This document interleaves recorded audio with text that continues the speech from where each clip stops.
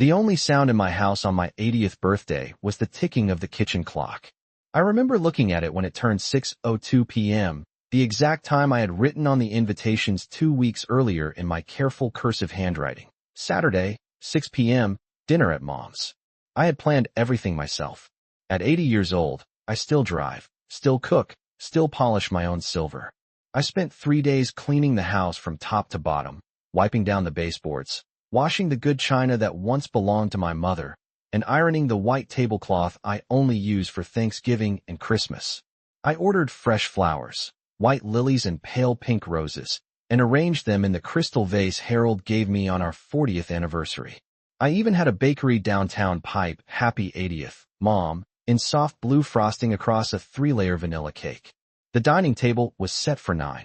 My son Daniel, my daughter-in-law Heather, my 3 grandchildren, my niece Carol and her husband, and me, at the head of the table, where I could see everyone's faces the way I always have. By 6:30, the roast was resting under foil, the mashed potatoes were whipped smooth, and the gravy sat warm on the stove. I checked my phone. No messages. By 7 o'clock, the candles had burned halfway down, wax pooling quietly onto the brass holders. I told myself traffic on I-75 could be unpredictable on a summer weekend. By 7:45, the house felt too large, too quiet. The only car that slowed near my driveway kept going. At 8:17 p.m., I picked up my phone and called Daniel. He answered on the 4th ring, his voice distracted, almost breathless. In the background, I heard music, laughter, and something else. Waves, maybe, or wind sweeping across open water. "Mom, is everything okay?" he asked, as if he had just remembered what day it was. I glanced at the untouched plates, at the candles now nothing more than thin stubs, at the cake waiting patiently in the center of the table. "I was just wondering where you all were," I said. There was a pause, the kind that stretches longer than it should. Then he cleared his throat. "Oh, Mom, Heather planned a little family getaway. We're in Florida. I thought she told you." Florida. The words settled heavily in my chest. I pictured palm trees, ocean, air, my grandchildren running along a beach somewhere, while my dining room sat empty in Ohio. "It was booked months ago," he added quickly. In the background, I heard Heather's voice, bright, cheerful, unmistakably carefree. I looked down at my place card at the head of the table. Margaret Collins. 80. For a moment, I didn't feel 80. I felt invisible. I told him to enjoy the trip. I told him not to worry about me. Then I hung up and stood there in the soft glow of the last candle, listening to the clock tick, realizing that the party I had spent weeks preparing for had never really been on their calendar at all. I stood there for a long time after I ended the call, still holding the phone in my hand, as if it might ring again with a different explanation. The house smelled of rosemary and roasted beef, warm and inviting, as though it had been waiting for laughter that never arrived. I walked slowly back to the dining room and looked at the table I had set so carefully. 9 plates, 9 folded linen napkins, 9 glasses catching the soft light from the chandelier. I reached for the candle in front of Daniel's place, setting, and pinched the wick between my fingers. A thin thread of smoke curled upward and disappeared.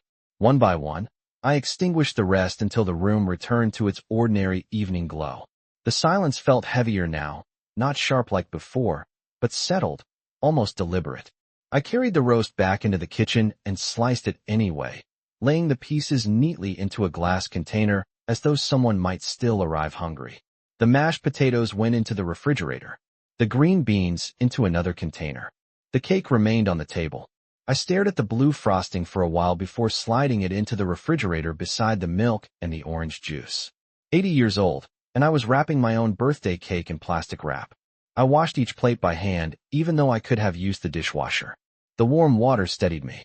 The rhythm of rinse and dry gave my thoughts somewhere to go. Florida. Booked months ago.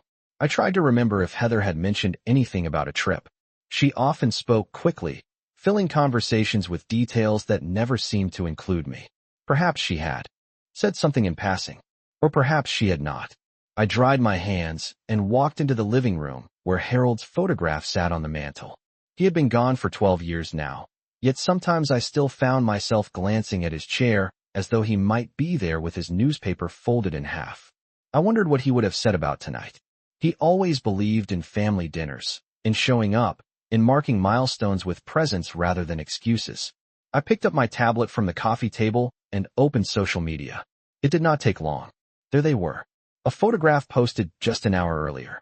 Daniel in a linen shirt, smiling wide, his arm around Heather. Behind them, an endless stretch of ocean glowing orange in the sunset. My grandchildren stood barefoot in the sand, holding melting ice cream cones, their faces lit with vacation joy. The caption read, "Family time is the best time." I studied the word family for a moment. There were comments beneath it. Friends wishing them a wonderful getaway. Heart emojis. Smiling faces. I enlarged the photograph with 2 fingers and looked carefully at the date stamp. Today. My birthday. I did not feel angry. Not yet. I felt something quieter than that. A slow rearranging of facts inside my mind. This was not a last-minute oversight. Airfare to Florida in the middle of July was not something one booked casually. Hotel rooms near the beach did not reserve themselves. This had been planned. And somewhere in those months of planning, my name had simply not been included. I set the tablet down and looked around my living room. The house was tidy. The flowers still fresh. The clock still ticking. Nothing had changed, and yet everything had. I realized then that tonight was not only about an empty dining table. It was about understanding my place in a family I had spent 80 years building. And for the first time, I began to wonder whether I had mistaken obligation for love. The next morning I woke up before the sun, not because I had slept well, but because I had not slept much at all. The house was still, the kind of stillness that comes just before dawn when even the birds have not yet decided to sing. I lay there for a moment staring at the ceiling, replaying Daniel's voice in my mind. It was booked months ago. I thought she told you. I rose slowly, slipped on my robe, and made my way to the kitchen. The refrigerator hummed softly when I opened it. The birthday cake sat on the middle shelf, the blue lettering slightly smudged where the plastic wrap had touched it. Happy 80th, Mom. I cut myself a thin slice and placed it on a small plate. I did not light a candle this time.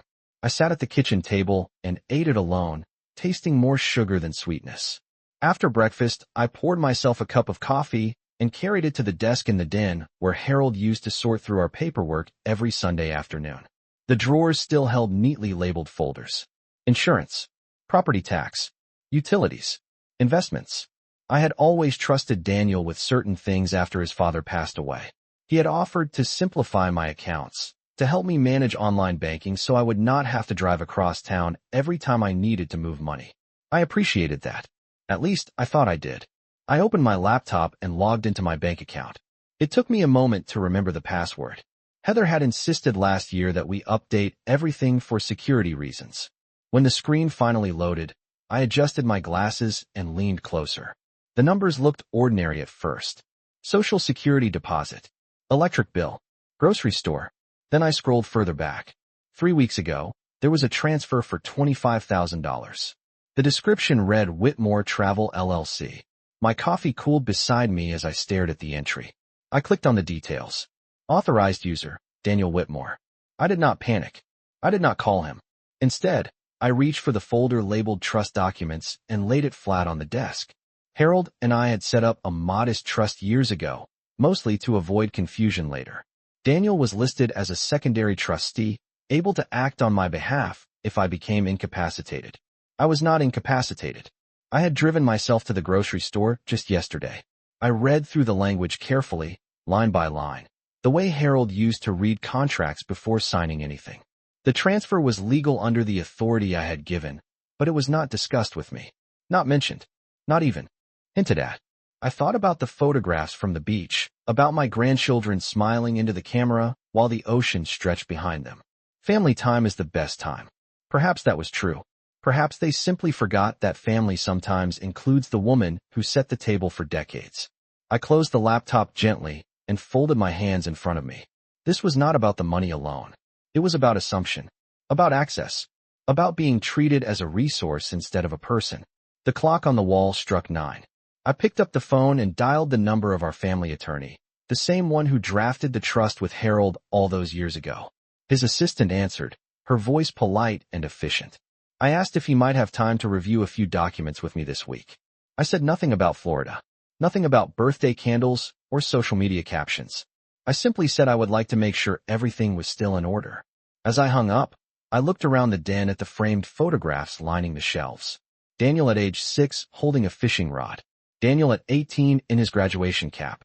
Daniel at 30 standing beside Heather on their wedding day. I had given him everything I knew how to give.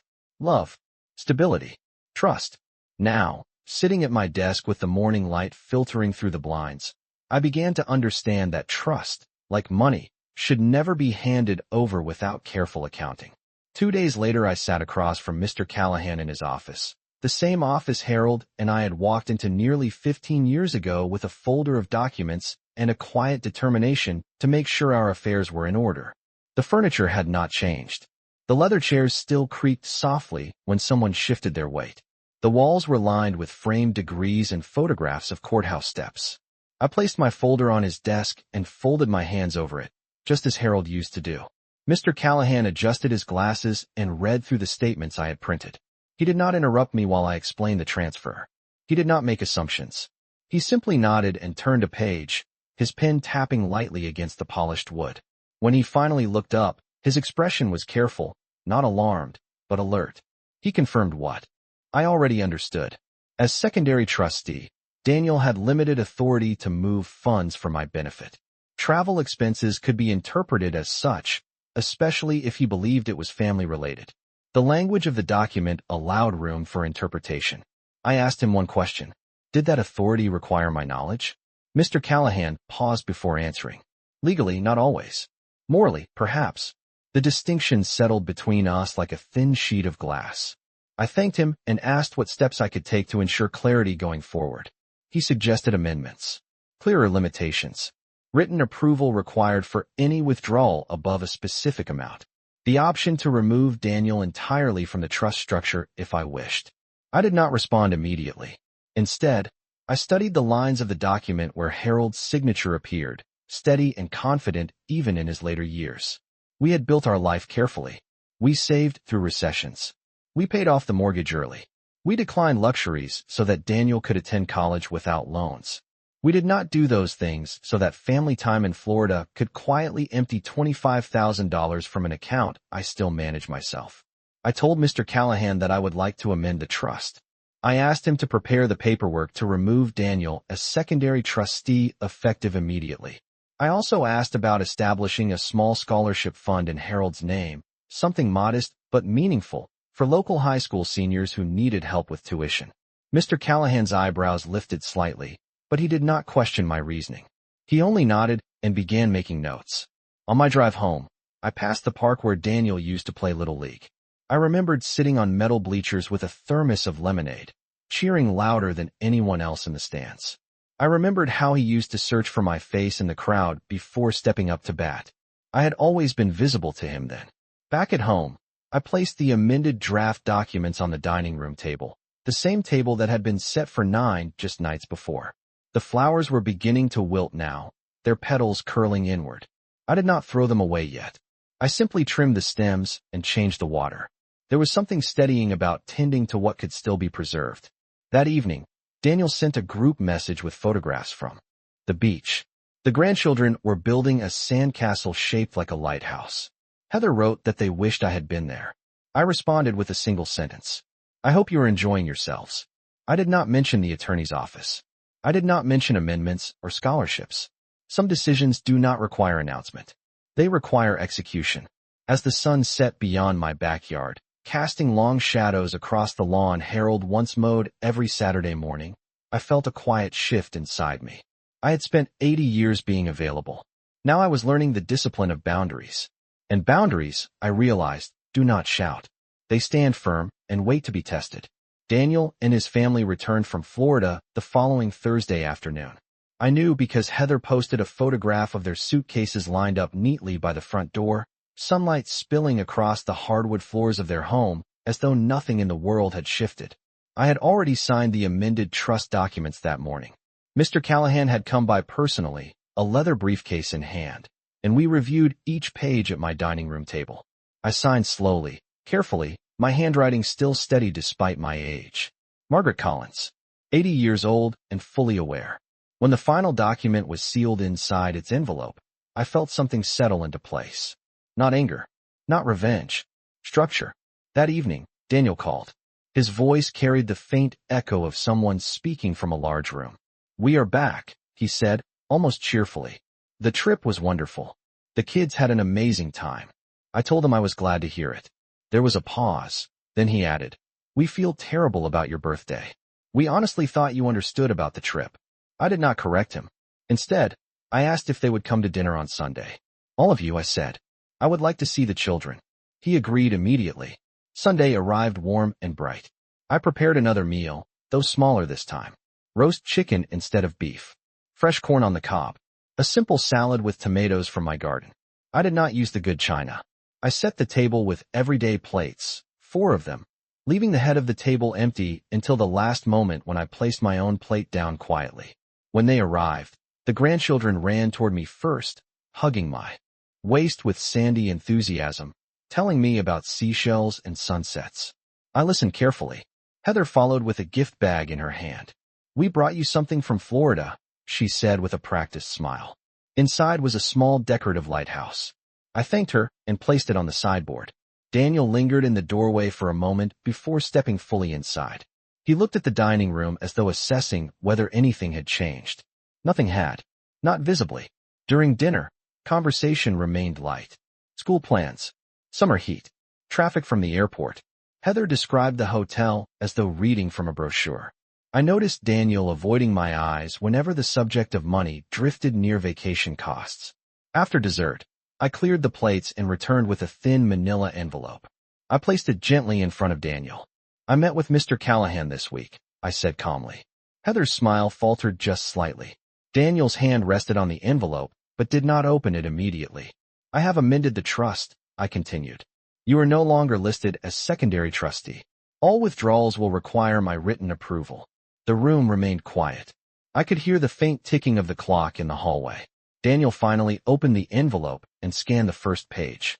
His face shifted from confusion to something more guarded. "Mom, this is not necessary," he began. I held up my hand, not in anger, but in clarity. "It is necessary for me," I said. "I am still capable of managing my own affairs." Heather spoke next, her voice light but tight around the edges.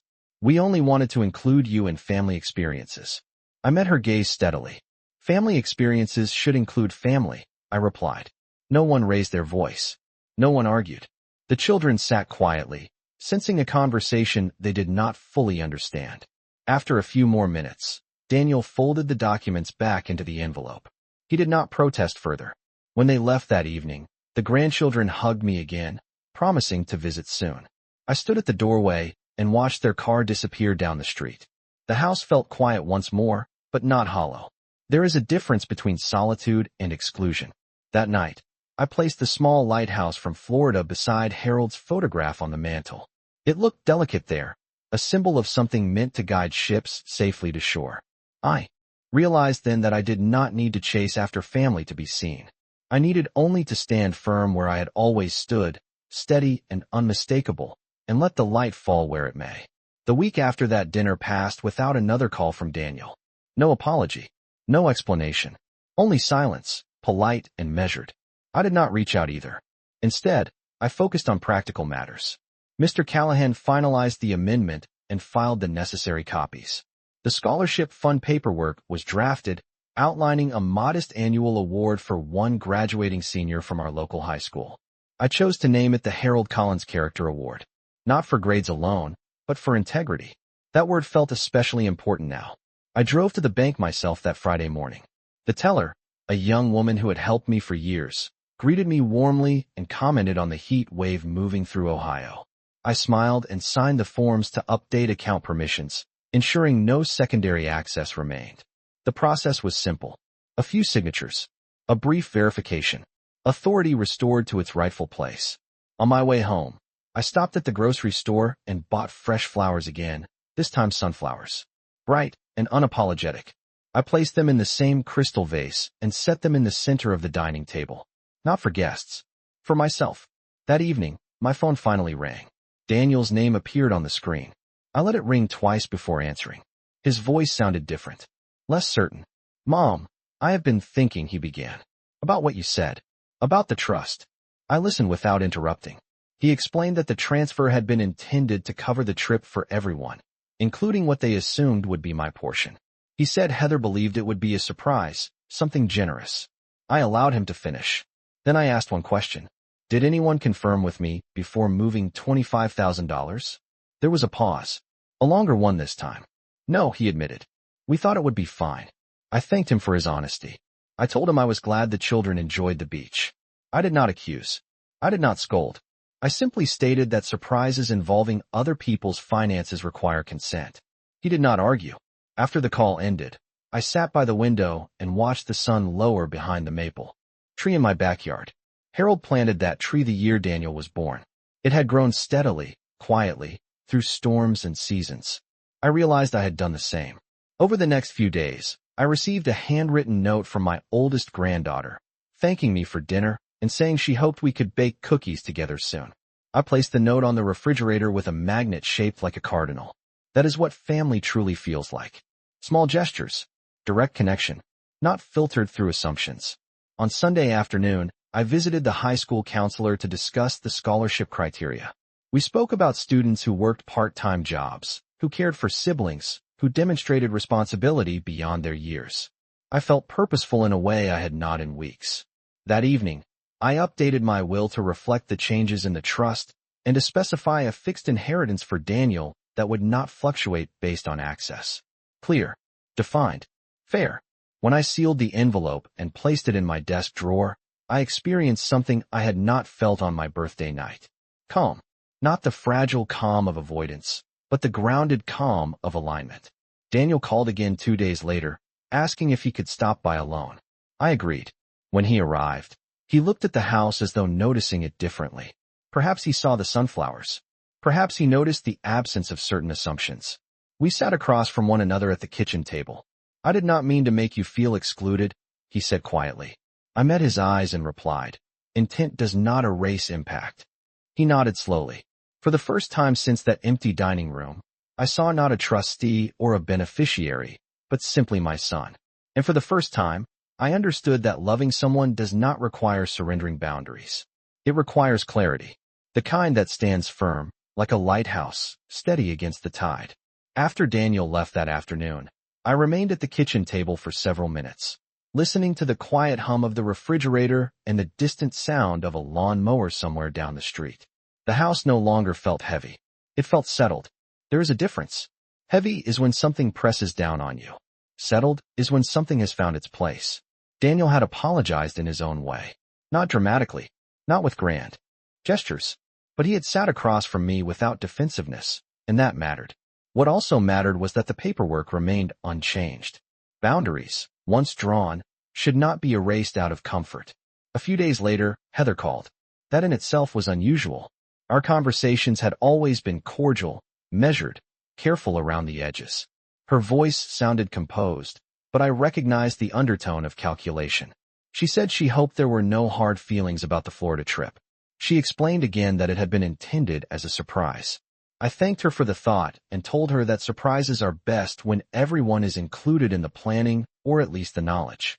There was a brief silence on the line, as if she had expected something sharper. I offered none.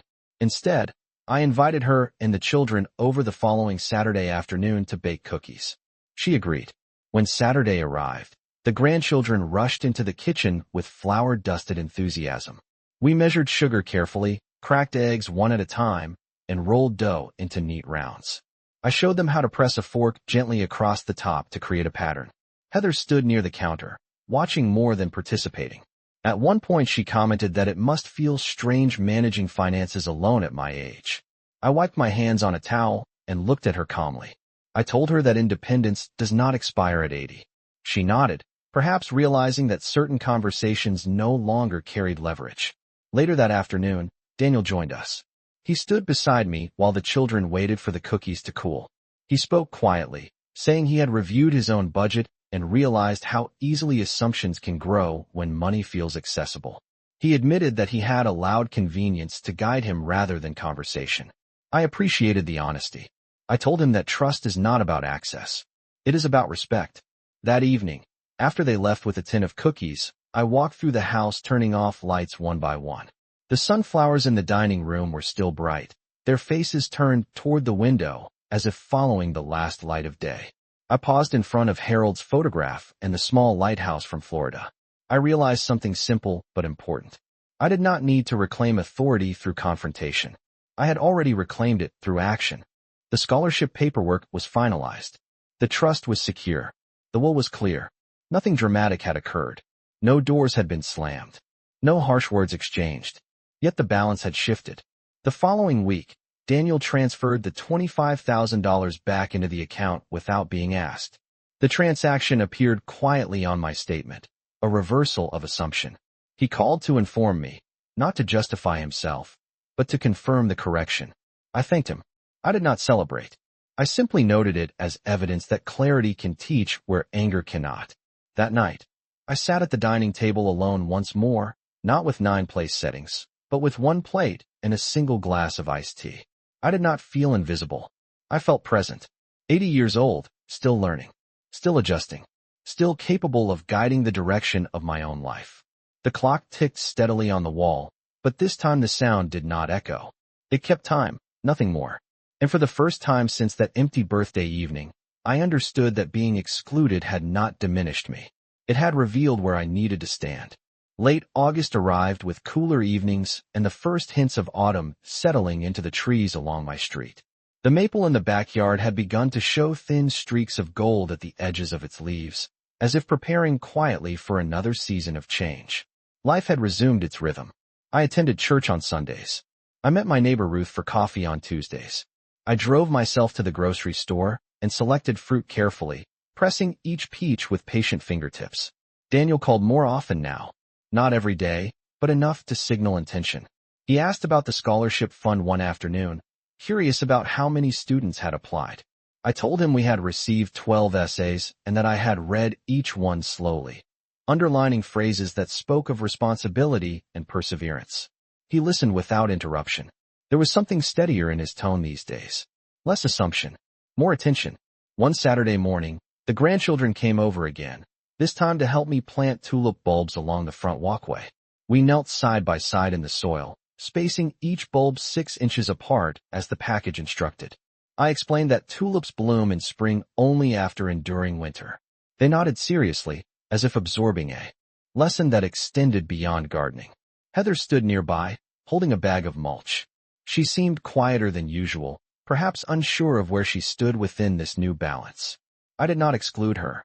I handed her a small trowel and asked if she would help me measure depth. 10 inches, I said. Deep enough to protect what is planted. She complied without commentary.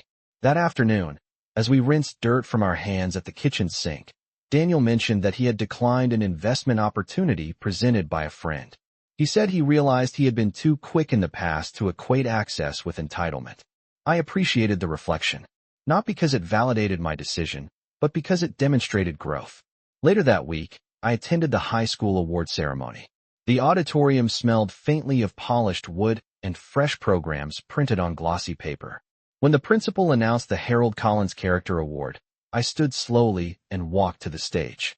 The student who received it was a young woman who worked evenings at a grocery store to help support her family. She shook my hand firmly and thanked me with clear eyes. In that moment, I felt Harold's presence more vividly than I had in years. Purpose has a way of filling spaces that once felt hollow. That evening, Daniel called again. He said he was proud of me. I thanked him, though pride had never been the goal. Clarity had. A few days later, Heather sent me a message asking if I would like to join them for dinner at their house the following weekend. The invitation was direct, not implied. I accepted. When I arrived, there was a place set for me at the center of the table. Not at the edge. Not secondary. The children told me about school projects. Daniel asked about my garden. Heather served dessert without commentary about finances or management. It was not perfect. Families rarely are. But it was present. When I returned home that night, I stood in my living room and looked at the lighthouse on the mantel. It no longer symbolized exclusion. It symbolized navigation. Light does not chase ships. It stands firm and allows them to orient themselves. I realized then that my 80th birthday had not marked a decline. It had marked a recalibration. I had not lost authority. I had reclaimed it. And in doing so, I had not fractured my family. I had given it the opportunity to mature.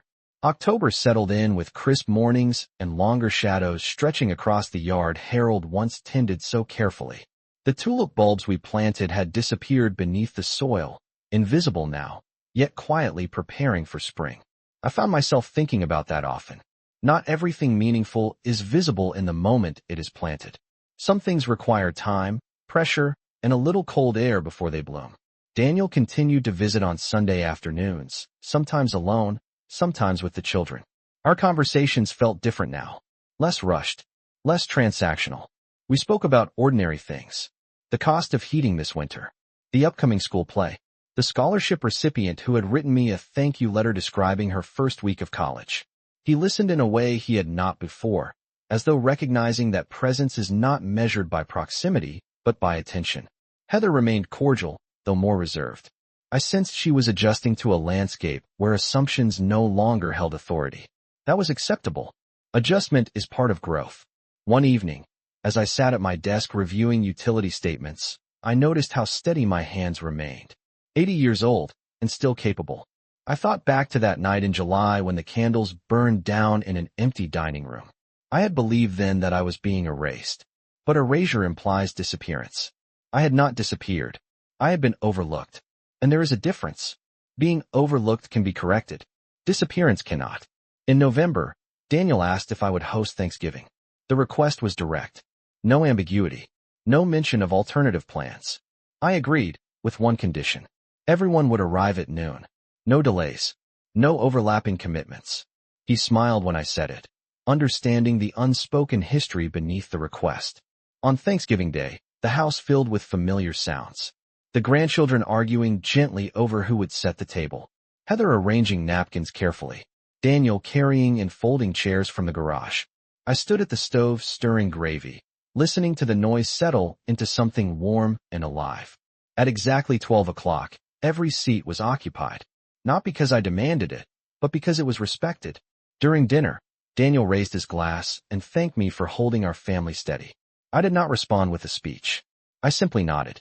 Stability does not require applause. It requires consistency. After everyone left that evening, I walked through the quiet house once more. The plates were stacked. The leftovers packed neatly into containers. The tablecloth folded and placed back in the drawer. I paused in front of the mantel where Harold's photograph stood beside the small lighthouse from Florida. I realized something simple but profound. Turning 80 had not been about a party. It had been about understanding my own value independent of who showed up. I had spent decades giving without calculation. Now I had learned to give with clarity. There is strength in generosity, but there is greater strength in boundaries. The maple tree outside the window had shed most of its leaves, standing bare against the early winter sky. Yet I knew its roots were deep, secure beneath the surface. So were mine. I turned off the lights and headed upstairs, not with the weight of exclusion, but with the calm certainty of someone who knows her place. Not at the edge of the table, not dependent on invitation, but firmly, unmistakably, at the center of her own life.